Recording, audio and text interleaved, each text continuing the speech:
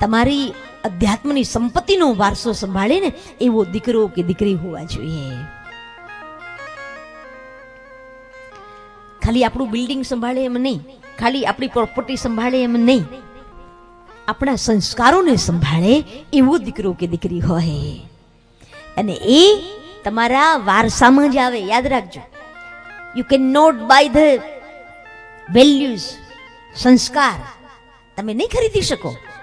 તમારા પાસે ભલે ને ગમે તેટલા રૂપિયા હોય, પણ સંસ્કાર તો જીન્સમાં આવે, હેરિડિટીમાં આવે. તો તમારા સંસ્કાર તો વારસામાં આવતા હોય.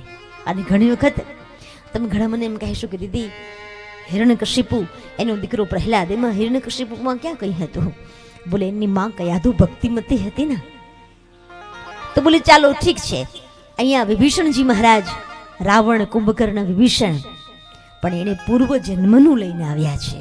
ઘણી વખત પૂર્વ જન્મના સંસ્કાર પણ આ જન્મે ભલે મા બાપમાં ન હોય, પણ તોય બાળકોમાં આવતા હોય છે, કારણ કે પૂર્વ જન્મનું હોય છે એટલા માટે.